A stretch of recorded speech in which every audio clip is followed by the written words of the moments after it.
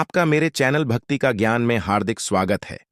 हर हर महादेव। मित्रों, माता पिता की सेवा करने वाले मनुष्य को कौन सा पुण्य मिलता है, और जो लोग अपने माता पिता का अनादर करते हैं, उनके साथ दुर्व्यवहार करते हैं, उन्हें कौन सा दंड मिलता और वे किस पाप के भागीदार बनते हैं। आइए समझते हैं इस कहानी के माध्यम से। मित्रों, कहानी शुरू करने से पहले मेरा आप सभी से अनुरोध है कि एक बार आप सच्ची श्रद्धा से कमेंट में हर हर महादेव अवश्य लिखें। मैं भगवान भोलेनाथ से प्रार्थना करता हूं कि वे आप सभी पर अपनी कृपा बनाए रखें, आपको हमेशा खुश रखें और आपकी हर मनोकामना पूर्ण करें। मित्रों, एक बार भगवान शिव और माता पार्वती कैलाश में विराजमान थे। तभी माता पार्वती भगवान शिव से कहती हैं, हे प्रभु, आज मेरे मन में एक प्रश्न उठ रहा है। कृपया आप मेरे इस प्रश्न का उत्तर देकर निवारण कीजिए और मेरे इस व्याकुल मन को शांत कीजिए। तभी भगवान शिव मंद मुस्कान के साथ बोले, हे देवी, आपके मन में जो भी प्रश्न है आप निसंकोच होकर पूछिए, मैं अवश्य ही आपके प्रश्न का उत्तर दूंगा। फिर माता पार्वती कहती हैं, हे प्रभु, आप तो अंतर्यामी हैं, सर्वज्ञ हैं, आपको तो मेरे मन में क्या प्रश्न चल रहा है यह भी आपको पता ही होगा। यदि आप मेरे ही मुख से सुनना चाहते हैं तो ठीक है प्रभु। हे प्रभु, मैं ये जानना चाहती हूं कि माता पिता की सेवा करने वाले मनुष्य को कौन सा पुण्य मिलता है, और जो लोग अपने माता पिता का अनादर करते हैं, उनके साथ दुर्व्यवहार करते हैं, उन्हें कौन सा दंड मिलता है और वे किस पाप के भागीदार बनते हैं। माता पार्वती की बात सुनकर भगवान शिव कहते हैं, हे देवी, आज आपने समस्त मानव जाति के हित के लिए अत्यंत ही महत्वपूर्ण प्रश्न पूछा है। इस प्रश्न के उत्तर में समस्त मानव जाति का कल्याण छिपा हुआ है। हे देवी, आज मैं आपको माता पिता की सेवा का महत्व सुनाता हूं। इसे आप ध्यान से सुनिए। उसके पश्चात मैं आपको एक प्राचीन कथा सुनाऊंगा, जिसे सुनकर आपकी सभी प्रश्नों के उत्तर मिल जाएंगे। हे देवी, जो भी मनुष्य माता पिता की सेवा करता है, उसे ईश्वर की पूजा करने के बराबर पुण्य की प्राप्ति होती है। माता पिता की सेवा करने से मनुष्य को उसकी मुक्ति का मार्ग प्रशस्त होता है। ब्रह्मा जी ने माता पिता को धरती पर ईश्वर का स्वरूप बनाकर भेजा है। माता पिता की सेवा करना साक्षात ईश्वर की पूजा करने के बराबर है। प्रत्येक मनुष्य का पहला धर्म है कि वो अपने माता पिता की सेवा करे। जो भी मनुष्य माता पिता की सेवा करता है, उसका जीवन धन्य हो जाता है और उसे स्वयं मेरा आशीर्वाद प्राप्त होता है, और मृत्यु के बाद उसे बैकुंठ लोक में स्थान की प्राप्ति होती है। लेकिन जो नीच और दुष्ट मनुष्य माता पिता की आज्ञा का उल्लंघन करते हैं, वो प्रलय के अंत तक नरक में निवास करते हैं। जो पापी पुत्र अपने वृद्ध माता पिता को अकेला और बेसहारा छोड़ देते हैं और दर दर ठोकर खाने के लिए उनका त्याग कर देते हैं, उन्हें कुंभी पाक नरक में कठोर से भी कठोर सजा मिलती है और उसके समस्त पुण्य का नाश हो जाता है। माता पिता की सेवा न करके यदि पुत्र तीर्थ यात्रा और देवताओं का भी पूजन करें तो भी उसे शुभ फल की प्राप्ति नहीं होती है। मित्रों, आगे भगवान शिव कहते हैं, हे देवी, अब मैं आपको एक अत्यंत ही सुंदर और अलौकिक कथा का श्रवण कराने जा रहा हूं। इस कथा का भी मनुष्य श्रवण करता है, उसके सभी पाप नष्ट हो जाते हैं और मैं उसके अनंत अपराध क्षमा कर देता हूं। तभी माता पार्वती भगवान शिव से कहती है, हे प्रभु, आप कथा सुनाइए, मैं आपके मुख से कथा सुनने के लिए उत्सुक हूं। मित्रों, कथा सुनाते हुए भगवान शिव कहते हैं, हे देवी, पूर्वकाल की बात है। चंद्रोदय नाम के राज्य में एक अत्यंत ही सुंदर और शोभायमान नगर था। उस नगर का वातावरण बहुत ही सुंदर और शांत था। सुबह सुबह नगर में मंदिर की घंटियों की आवाज गूंजती थी, जो सारे नगर को पवित्र बना देती थी। उसी नगर में मोहन नाम का एक विख्यात ब्राह्मण रहता था। वो अपने माता पिता का सदैव अनादर करता था। एक दिन वो अपने वृद्ध माता पिता को घर पर अकेला छोड़कर तीर्थ यात्रा के लिए निकल पड़ता है। उस ब्राह्मण में चमत्कारिक ज्ञान और अद्भुत शक्ति थी। जब भी वो पवित्र नदियों और तीर्थ स्थानों पर स्नान करता और स्नान करके बाहर निकलता तो वो अपने वस्त्र आकाश में ही सुखाता था। इस दिव्य शक्ति को प्राप्त करने के बाद उसके मन में बहुत अहंकार हो गया था। वो अपनी तुलना भगवान से करने लगा था और अन्य ब्राह्मणों का वो हमेशा उपहास उड़ाता था। एक दिन गंगा जी में स्नान करने के बाद जब वो बाहर आया और अपने वस्त्रों को आकाश में सुखाते हुए चला जा रहा था, तभी एक कौवे ने उसके ऊपर बीट कर दिया। इस बात से उस ब्राह्मण को बड़ा क्रोध आ गया और उसने उस कौवे को भस्म होने का श्राप दे दिया। श्राप के प्रभाव से वो निर्दोष कौवा मरकर जमीन पर गिर पड़ा। उस कौवे की मृत्यु होते ही मोहन ब्राह्मण के भीतर महामोह ने प्रवेश कर लिया। मित्रों, उस ब्राह्मण को अपनी शक्ति पर बड़ा घमंड हो गया था और फिर इस पाप के कारण ब्राह्मण के वस्त्र जो आकाश में उड़ रहे थे वे जमीन पर गिर पड़े। ये देखकर वो घबरा गया और अपनी शक्ति का प्रयोग करके वस्त्रों को फिर आसमान में सुखाने की कोशिश करने लगा, किंतु वो विफल रहा। अपनी शक्ति को खोकर उस ब्राह्मण को बड़ा दुखी हुआ और वो अपनी गलती पर पश्चाताप करने लगा और निराश होकर जमीन पर बैठ गया। तभी आकाश में जोर से बिजली कड़की और एक आकाशवाणी हुई, हे ब्राह्मण, तुमने अपने अहंकार के कारण अपनी शक्ति को खोया है। तुमने अपनी शक्ति का दुरुपयोग किया है। अब तुम परम धर्मात्मा वर्धन वैश्य के पास जाओ। जब तुम पूर्व दिशा में यात्रा करोगे तो तुम्हें एक जंगल दिखेगा। उस जंगल के बाहर वर्धन वैश्य का घर दिखेगा। वहां पर जाने से तुम्हारे अंदर की अज्ञानता का नाश होगा और तुम्हें धर्म का ज्ञान प्राप्त होगा। उस वैश्य के वचन तुम्हारे लिए कल्याणकारी सिद्ध होंगे। ये आकाशवाणी सुनते ही ब्राह्मण मोहन पूर्व दिशा में चल देता है। काफी लंबा सफर तय करने के बाद जब वो वर्धन वैश्य के घर पहुंचा तो उसने देखा कि वो वैश्य पूरे तन मन से अपने वृद्ध माता पिता की सेवा में लगा है।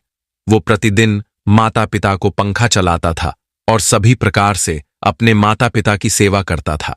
अपने माता पिता को भोजन कराने के बाद वो स्वयं भोजन किया करता था।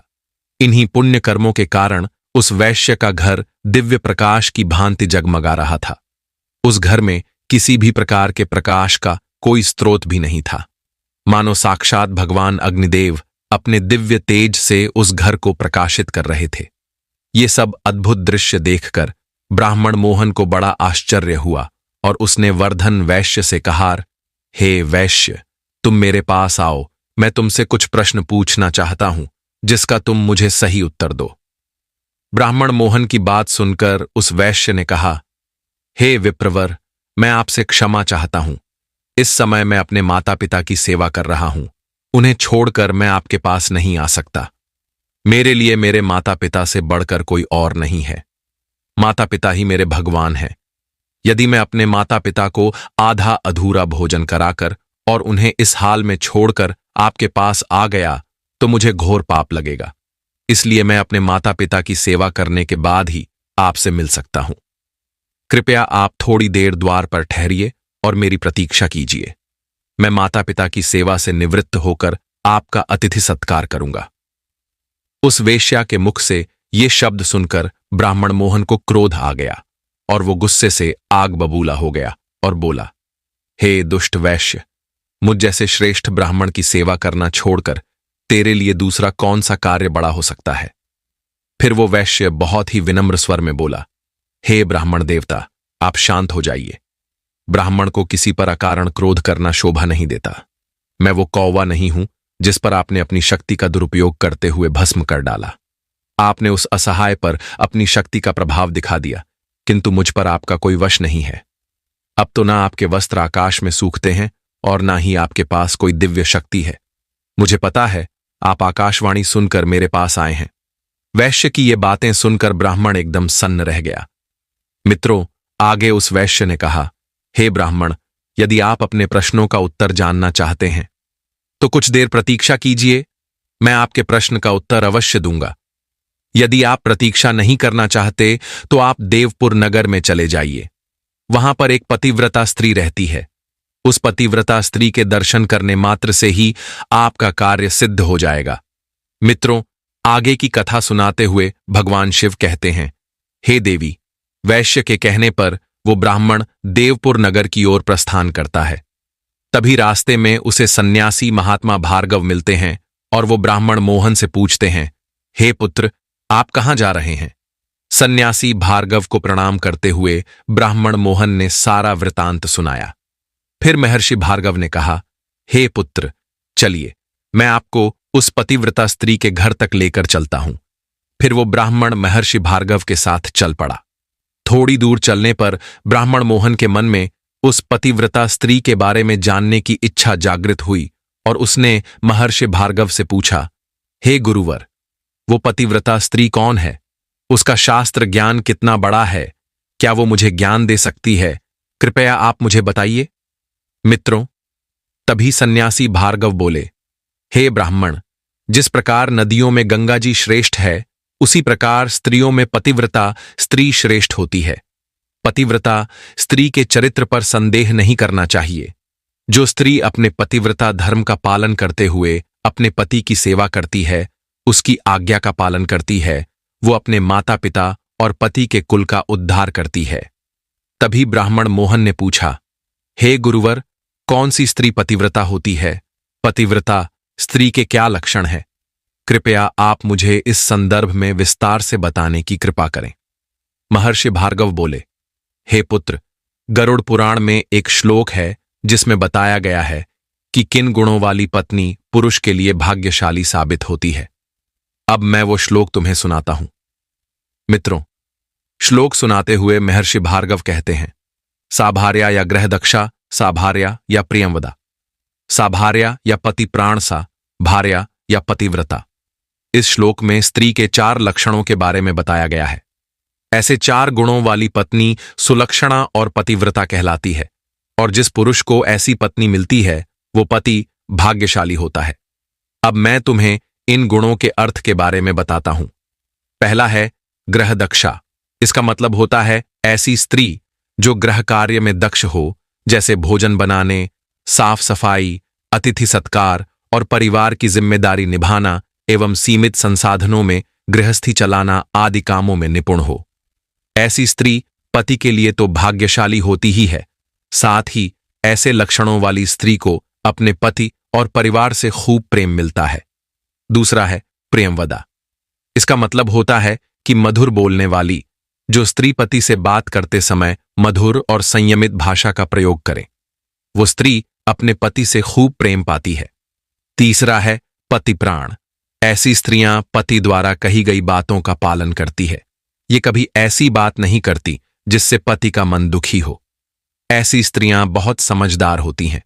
आगे महर्षि भार्गव कहते हैं, हे पुत्र, पतिव्रता स्त्री के अंदर ये लक्षण तो होते ही हैं।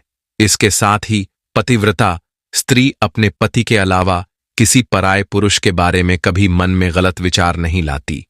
विवाह के बाद जो स्त्री अपने तन मन को केवल पति पर ही समर्पित कर दे, ऐसे गुणों वाली पत्नी को ही शास्त्रों में पतिव्रता कहा गया है। जिस भी मनुष्य को ऐसे लक्षणों वाली स्त्री मिलती है, वो बहुत भाग्यशाली होते हैं। मित्रों, इतने में उस पतिव्रता स्त्री का घर आ जाता है। तभी महर्षि भार्गव कहते हैं, हे पुत्र, अब तुम उस पतिव्रता स्त्री के पास जाओ और उसे अपना मनोरथ सुनाओ। उस पतिव्रता नारी का नाम सत्यवती है। वो बहुत ही विदुषी युवती है। उसके हृदय में दया और करुणा है। वो बड़ी तेज अवान है।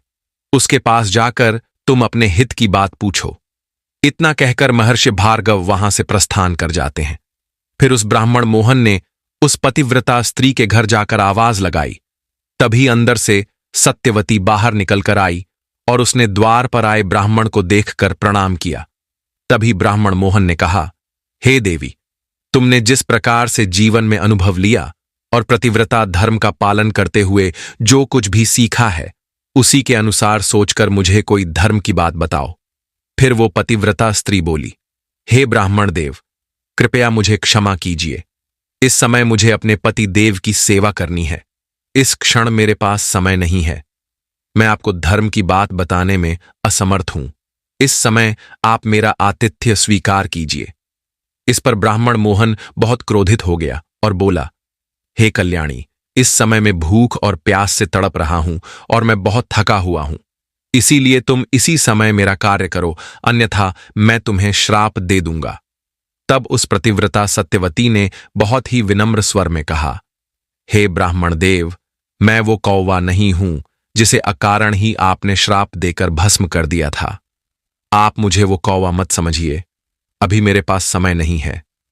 यदि आपको जल्दी है तो आप चारों वेदों के झाता चतुर्वेदी के पास जाइए और उन्हीं से अपने हित और धर्म की बात पूछिए। अभी मैं अपने पति को छोड़कर आपको ज्ञान नहीं दे सकती। इतना कहकर सत्यवती घर के भीतर चली गई और ब्राह्मण मोहन उस स्थान से प्रस्थान कर जाते हैं। तभी अचानक संयोगवश महर्षि भार्गव ब्राह्मण मोहन को दोबारा मिल जाते हैं।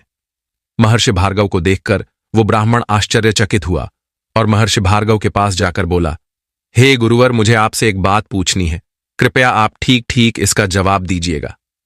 मित्रों, ब्राह्मण मोहन ने कहा, हे गुरुवर, पहले मैं उस वेश्या के पास गया, उसे भी मेरी कौवे को श्राप देने वाली बात पता थी, और अब इस पतिव्रता स्त्री को मेरे द्वारा उस कौवे को दिए गए श्राप के बारे में पता था। ये दोनों ही उस घटना के बारे में कैसे जानते हैं? इन्हें किसने और कब बताया कि मैंने कौवे को श्राप दिया था? इस बात को सोचकर मुझे बड़ा आश्चर्य हो रहा है। उसकी बात सुनकर महर्षि भार्गव बोले, हे पुत्र, उन लोगों ने अपने अत्यंत पुण्य और सदाचार के बल के कारण सब कुछ पहले ही जान लिया है। अब तुम मुझे बताओ, उस पतिव्रता स्त्री ने तुमसे क्या कहा है? फिर ब्राह्मण मोहन ने कहा, हे गुरुवर, उस पतिव्रता स्त्री ने मुझे चारों वेदों के ज्ञाता चतुर्वेदी के पास जाने के लिए कहा है। अब ये चतुर्वेदी कहां पर रहता है? फिर महर्षि भार्गव बोले, हे पुत्र, चलो, मैं तुम्हें चतुर्वेदी के पास लेकर चलता हूं। इतना कहकर वे दोनों चलने लगे। कुछ दूर चलने के बाद ब्राह्मण मोहन ने पूछा, हे गुरुवर, ये चतुर्वेदी कहां रहता है? महर्षि भार्गव ने सहजता से उत्तर देते हुए कहा, जहां मनुष्यों की भीड़ एकत्रित होती है और वो अपने ज्ञान के बल पर लोगों की मदद करता है, उसने कभी मनवाणी और अपने कर्मों द्वारा किसी का कभी बुरा नहीं किया है। वो जीवन में कभी असत्य नहीं बोला और ना ही कभी दुष्टता की है। वो सदैव ही दूसरों के अच्छे के लिए काम करता है। वो सभी प्राणियों और मनुष्यों के लिए समान भाव रखता है। यदि कभी उसके प्राण भी संकट में आ जाए, तब भी वो झूठ नहीं बोलता। उसे चारों वेदों का कंठस्थ ज्ञान होता है, इसलिए उसे चतुर्वेदी कहा जाता है। मित्रों, आगे की कथा सुनाते हुए भगवान शिव कहते हैं, हे देवी महर्षि भार्गव उस ब्राह्मण को लेकर चतुर्वेदी के यहां पहुंच जाते हैं। ब्राह्मण मोहन ने चतुर्वेदी को देखा, जिसे बहुत से स्त्री और पुरुष चारों ओर से घेर कर खड़े थे। ब्राह्मण मोहन को वहां पर खड़ा हुआ देखकर वेदों के झाता चतुर्वेदी ने मधुरवाणी में पूछा, हे ब्राह्मण देव, कहिए, किस प्रयोजन से आपका यहां आगमन हुआ है? मैं आपकी क्या सेवा कर सकता हूं? तभी ब्राह्मण मोहन ने कहा, हे चतुर्वेदी, मुझे तुमसे धर्म का उपदेश सुनना है। मैं तुम्हारे पास धर्म का उपदेश सुनने के लिए आया हूं। फिर चतुर्वेदी ने बहुत ही शांत भाव से कहा, हे ब्राह्मण देव, जब तक मैं इन लोगों की समस्या का समाधान नहीं कर देता, तब तक मैं आपके किसी भी प्रश्न का उत्तर नहीं दे सकता। आपसे मेरा यही अनुरोध है कि आप अपने प्रश्न का उत्तर जानने के लिए धर्मकार के पास जाइए। वहीं आपको समझाएगा कि उस कौवे को अकारण ही श्राप देने से आपको कौन सा घोर पाप लगा और किस कारण से आपकी शक्ति क्षीण हो गई है। इन सभी प्रश्नों का उत्तर आपको धर्मकार ही दे सकता है। आप उन्हीं के पास जाइए, उन्हीं के उपदेश से आपकी कामना सफल हो जाएगी। इतना कहकर चतुर्वेदी लोगों की समस्याओं का समाधान करने लगा।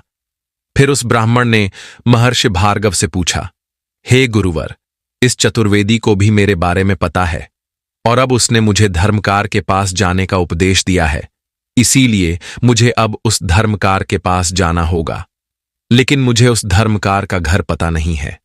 महर्षि भार्गव ने कहा, हे पुत्र, चलो, मैं तुम्हें उस धर्मकार के घर की तरफ लेकर चलता हूं।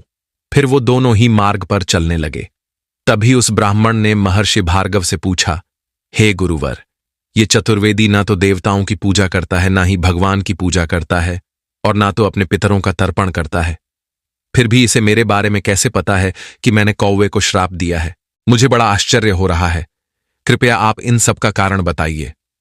महर्षि भार्गव बोले, हे पुत्र, उस चतुर्वेदी ने चारों वेदों का ज्ञान प्राप्त करके अपनी सत्य और समता से तीनों देवों को प्रसन्न कर लिया है।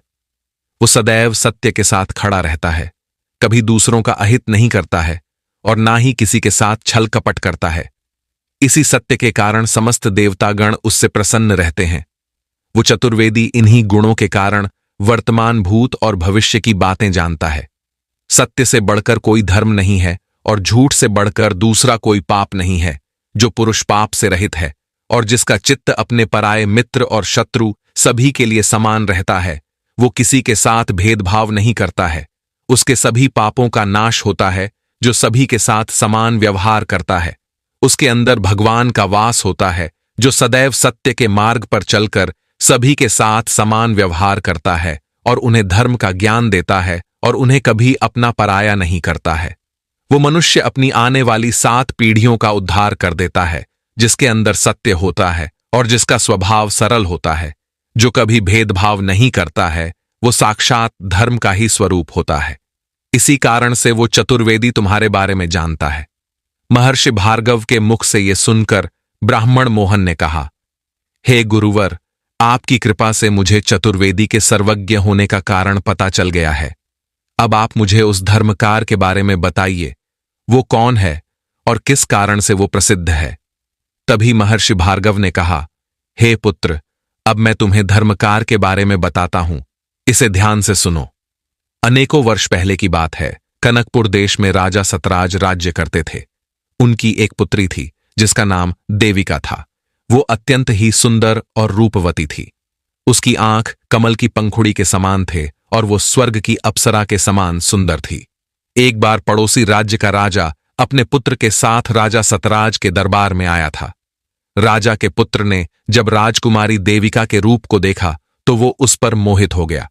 फिर उसने अपने पिता से कहकर राजा सतराज की पुत्री के साथ विवाह किया। उसके बाद वो राजकुमारी के साथ अपने राज्य को वापस लौट आया और अपनी पत्नी के साथ खुशी से जीवन व्यतीत करने लगा। फिर एक दिन अचानक से राजा का स्वास्थ्य खराब हो गया और उनकी मृत्यु हो गई। राजा की मृत्यु के बाद राज्य की सारी जिम्मेदारी राजकुमार के कंधों पर आ गई। मित्रों, आगे महर्षि भार्गव कहते हैं, हे पुत्र, एक दिन राजकुमार को किसी महत्वपूर्ण कार्य के लिए किसी अन्य राज्य में जाना पड़ गया। किंतु जाने से पहले राजकुमार ने मन ही मन सोचा, मैं अपने प्राणों से प्रिय पत्नी को किस स्थान पर रखूं जिससे कि कोई उसकी ओर गलत दृष्टि से न देख सके और उसका अपहरण न कर सके और मेरी पत्नी के सतीत्व की रक्षा हो सके। इस विषय में उस राजकुमार ने बहुत देर तक विचार किया और अंत में निर्णय लिया कि धर्मकार ही मेरी पत्नी के सतीत्व की रक्षा कर सकते हैं। इसीलिए वो राजकुमार अपनी रूपवान पत्नी को लेकर उस धर्मकार के घर पर गया और बोला, हे महात्मा, मैं किसी महत्वपूर्ण कार्य से दूसरे राज्य में जा रहा हूं। मेरे आने तक आप मेरी पत्नी की रक्षा करना। राजकुमार की बात सुनकर धर्मकार को बड़ा आश्चर्य हुआ।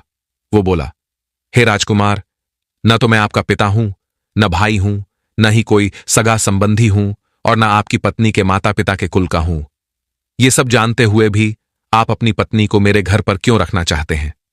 धर्मकार की बात सुनकर राजकुमार ने कहा, हे गुरुवर, मैं जानता हूं कि आपके समान धर्मात्मा और जितेंद्रिय पुरुष इस संसार में दूसरा कोई नहीं है। मुझे आप पर पूर्ण विश्वास है। यह सुनकर धर्मकार ने उस राजकुमार से कहा, हे राजकुमार, आप ये कैसे कह सकते हैं? समस्त पृथ्वी लोक पर इस अप्सरा के समान सुंदर आपकी पत्नी की रक्षा करने में कोई भी पुरुष कैसे समर्थ हो सकता है? हर कोई इसका उपभोग करना चाहेगा। फिर राजकुमार ने कहा, हे गुरुवर, मैं बहुत सोच विचार करके ही आपके पास आया हूं। ये आपके घर में ही सुरक्षित रहेंगी और यह बात मैं भली भांति जानता हूं। आपके घर में रहने पर ही इसके सतीत्व की रक्षा होगी। राजकुमार की बात सुनकर धर्मकार कहने लगा, हे राजकुमार, इस नगर में बहुत से भोगी और कामी पुरुष भरे पड़े हैं। यहां पर किसी सुंदरी स्त्री के सतीत्व की रक्षा कैसे हो सकती है और उन दुष्टों से मैं आपकी पत्नी की कैसे रक्षा कर सकता हूं? फिर वो राजकुमार दोबारा बोला, हे गुरुवर, जैसे भी हो, मेरी पत्नी आपके ही पास सुरक्षित रहेंगी। आप इसकी रक्षा कीजिए। अब आप मुझे जाने की आज्ञा दीजिए। तभी धर्मकार ने कहा, ठहरो राजकुमार, मेरी बात सुनिए। फिर धर्मकार ने कहा, हे राजकुमार, मैं आपकी पत्नी के साथ सदा ही अनुचित बर्ताव करूंगा और उसी अवस्था में आपकी ये प्रिय पत्नी मेरे घर में सुरक्षित रहेंगी। यदि मैं इसके साथ अच्छा बर्ताव करूंगा तो इस स्त्री के मन में मेरे प्रति काम भाव जागृत हो सकता है। इसीलिए मैं इसके साथ बुरा व्यवहार ही करूंगा। अन्यथा इस स्त्री की रक्षा के लिए आप ही कोई अनुकूल उपाय बताइए। आगे धर्मकार ने कहा, हे राजकुमार, मेरे घर में केवल एक ही शैया है और इसे मेरे और मेरी पत्नी के साथ उसी बिस्तर पर शयन करना होगा। इसके बाद भी आप अपनी पत्नी को मेरे पास रखना चाहते हैं तो इसे यहां पर रहने दीजिए, अन्यथा इसे यहां से लेकर चले जाइए। यह सुनकर उस राजकुमार ने कुछ क्षणों तक विचार किया और फिर उसने कहा, हे महात्मान, मुझे आपकी बात स्वीकार है। आप मेरी पत्नी को अपनी पत्नी के साथ लेकर एक ही शैया पर सो सकते हैं। आपको जो उचित लगे वो कीजिए। फिर राजकुमार ने अपनी पत्नी देविका से कहा, हे प्रिय, मैं जब तक लौट कर नहीं आता तब तक तुम इन महात्मा के घर में ही निवास करो। तुम इनके कहे अनुसार कार्य करना, तुम पर कोई दोष नहीं आएगा, यही मेरी आज्ञा है। इतना कहकर वह राजकुमार अपने कार्य को करने के लिए चला गया। राजकुमार के जाने के बाद राजकुमारी धर्मकार और उसकी पत्नी के साथ उनके घर में रहने लगी। मित्रों, धर्मकार ने राजकुमार से जैसा कहा था वो वैसा ही व्यवहार राजकुमारी के साथ करने लगा। वह धर्मकार रोज अपनी पत्नी और राजकुमार की पत्नी के बीच में सोने लगा। उन दोनों स्त्रियों के बीच में सोने पर भी धर्मकार के मन में पराई स्त्री के प्रति तनिक भी वासना जागृत नहीं हुई। केवल उसकी पत्नी जब उसे स्पर्श करती थी तभी उसके मन में काम भोग की इच्छा जागृत होती थी। राजकुमार की पत्नी के अंगों का स्पर्श भी उस धर्मकार को हो जाता था, किंतु फिर भी उसके मन में राजकुमार की पत्नी के लिए कोई गलत भावना जागृत नहीं हुई। धर्मकार के मन में वैसा ही भाव रहता था जैसे कि किसी बालक का अपनी माता के प्रति होता है। वह राजकुमार की पत्नी को माता के समान मानता था। उसके शरीर के अंग धर्मकार को कितनी बार भी स्पर्श करते तो भी उसके मन में काम भाव जागृत नहीं होता था। इस प्रकार से रोज वह उन दो स्त्रियों के साथ एक ही बिस्तर पर सोने लगा, लेकिन कभी भी उसने राजकुमार की पत्नी को स्पर्श नहीं किया। इस प्रकार से कई दिन बीत गए। जब राजकुमार अपने राज्य में लौटकर आया तो वह सबसे पहले नगर के लोगों से धर्मकार और अपनी पत्नी के बर्ताव के बारे में पूछा। फिर लोगों ने भी अपने अपने मुताबिक उत्तर दिया। कई लोग राजकुमार के इस निर्णय के लिए उसकी सराहना करते थे। वहीं कुछ नौजवान युवक आश्चर्य में पड़ जाते और कहते थे, हे राजकुमार, आपने अपनी पत्नी को उस धर्मकार को सौंप दिया था। वह तो उसके साथ सोता था। स्त्री और पुरुष का मन बिना संसर्ग के शांत कैसे रह सकता है।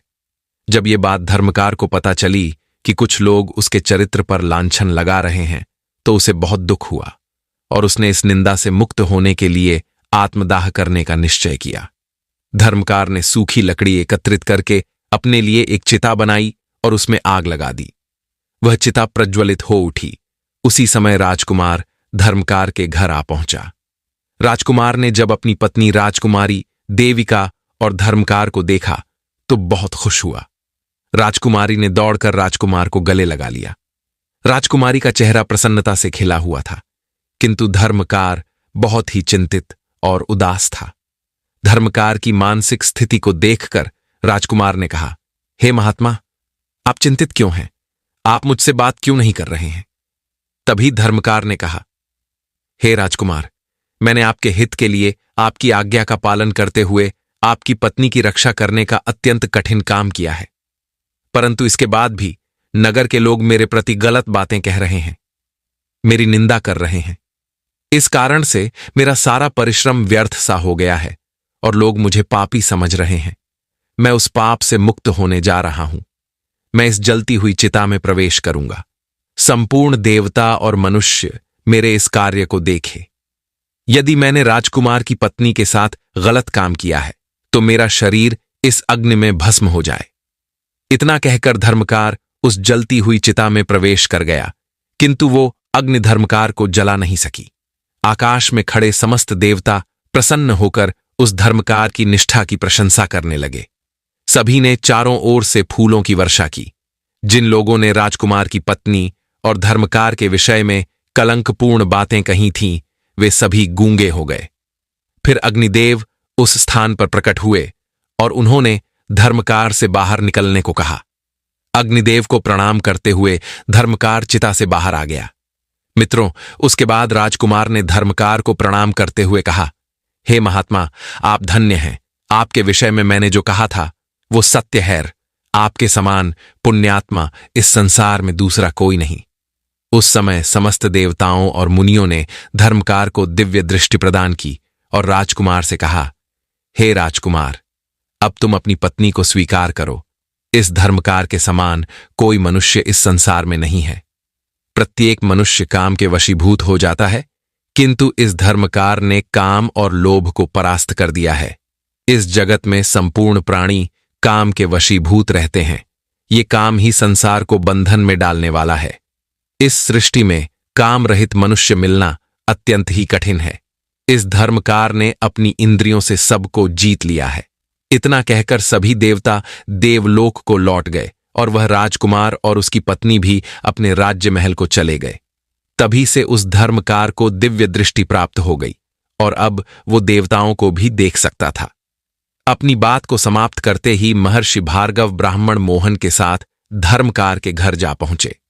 ब्राह्मण मोहन ने धर्मकार के दर्शन किए और उन्हें प्रणाम करके उनसे कहा, हे गुरुवर, मैं बड़ी दूर से आपके दर्शन करने के लिए आया हूं।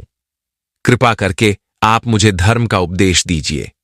फिर धर्मकार ने ब्राह्मण को बहुत सारा धर्म का उपदेश दिया और कहा, हे ब्राह्मण देव, अब आप पुरुषों में श्रेष्ठ वैष्णव के पास जाइए। उनके दर्शन करने मात्र से ही आपका मनोरथ सफल हो जाएगा और आपके मन में उठ रही जिज्ञासा शांत हो जाएगी। इस प्रकार से धर्मकार के द्वारा वचन सुनकर ब्राह्मण मोहन बहुत प्रसन्न हुआ और धर्मकार को प्रणाम करके महर्षि भार्गव के साथ प्रसन्नतापूर्वक निकल पड़ा। कुछ समय बाद महर्षि भार्गव ब्राह्मण को उसके गंतव्य स्थान तक पहुंचा देते हैं। वैष्णव के घर पहुंचने के बाद उसने जब अपने सामने खड़े हुए एक शुद्ध हृदय वाले तेजस्वी महात्मा को देखा, जिसके मस्तक पर एक अद्भुत तेज था, गले में रुद्राक्ष की माला थी, ललाट पर एक लंबा टीका लगा हुआ था, दोनों भुजाओं पर रुद्राक्ष बंधा हुआ था। भगवा वस्त्र धारण किए हुए वो भगवान की तपस्या में लीन थे। फिर ब्राह्मण मोहन ने उस वैष्णव को प्रणाम करते हुए कहा, हे महात्मा, मैं बहुत दूर से आपके पास आया हूं। कृपया आप मेरी अज्ञानता को दूर कीजिए और मुझे धर्म का ज्ञान दीजिए। मित्रों, उस वैष्णव महात्मा ने आंखें खोलते हुए कहा, हे ब्राह्मण, मैं देख रहा हूं कि मुनियों में सर्वश्रेष्ठ मुनि भार्गव तुम पर प्रसन्न है। इस समय उनके दर्शन करके मुझे बड़ी प्रसन्नता हो रही है। फिर वैष्णव महात्मा ने महर्षि भार्गव को प्रणाम किया और आदर सहित भार्गव मुनि को बैठाया। फिर वैष्णव ने कहा, हे ब्राह्मण, तुम महर्षि भार्गव के साथ रहते हुए भी उन्हें पहचान नहीं सके। तुम्हारी सबसे बड़ी अज्ञानता तो यही है कि तुम सर्वप्रथम महर्षि को प्रणाम करो। फिर जब उस ब्राह्मण ने अपनी मन की आंखें खोलकर शुद्ध भाव से देखा तो साक्षात उसे महर्षि में भगवान का स्वरूप दिखाई दिया। उसने विनम्र भाव से महर्षि भार्गव को प्रणाम किया और कहने लगा, हे गुरुवर, मुझे क्षमा करना, मुझसे आपको पहचानने में भूल हुई। आप इतने समय तक मेरे साथ ही चल रहे थे, मुझे मार्ग दिखा रहे थे, किंतु मैं अपने अहंकार के आगे आपको पहचाना नहीं पाया। हे गुरुवर, आपके दर्शन करने के बाद मेरे मन में किसी चीज को पाने की कोई अभिलाषा नहीं है। महर्षि भार्गव ने कहा, हे ब्राह्मण, तुम्हारे ऊपर मेरा प्रेम सदा ही बना रहता है। मैंने स्नेहवश ही तुम्हें पुण्य आत्माओं का दर्शन कराया है। पुण्यवान महात्माओं के एक बार भी दर्शन और स्पर्श, ध्यान एवं नाम उच्चारण करने से और उनके सान्निध्य में आने से मनुष्य को स्वर्ग का सुख प्राप्त होता है। महापुरुषों के दर्शन करने से सभी पापों का नाश हो जाता है तथा मनुष्य अनंत सुख भोग कर भगवान श्री हरि विष्णु के स्वरूप में लीन हो जाता है।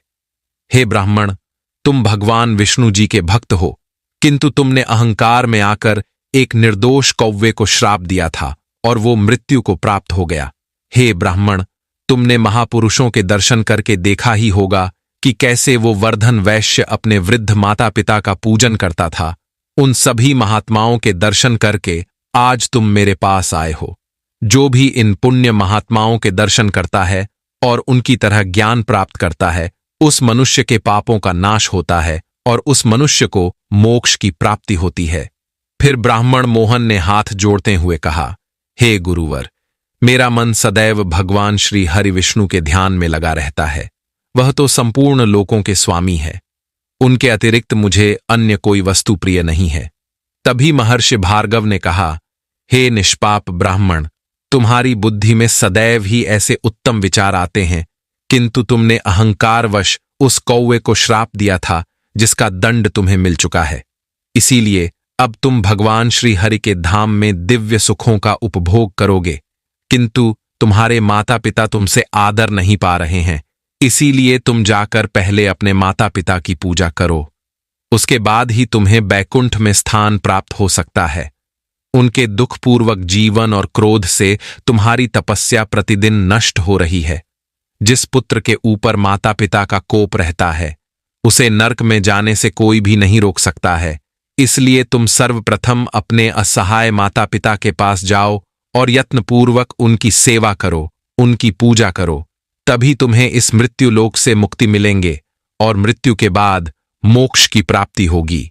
महर्षि भार्गव के द्वारा इस प्रकार से कहने पर ब्राह्मण मोहन ने कहा, हे गुरुवर, मेरे मन में एक प्रश्न को लेकर शंका है, कृपया आप उसका समाधान कीजिए। हे गुरुवर, उस वैश्य पतिव्रत स्त्री और चतुर्वेदी के विषय में सोचकर मुझे बड़ा आश्चर्य हो रहा है कि वे लोग दूर रहकर भी मेरे बारे में कैसे जानते थे। उन्हें कैसे पता चला कि मैंने अकारण ही एक कौवे को श्राप दिया है तथा मेरे वस्त्र अब आकाश में नहीं सूखते हैं। इन सब बातों का यथार्थ सत्य क्या है? कृपया मुझ पर कृपा करके इस रहस्य को बताइए।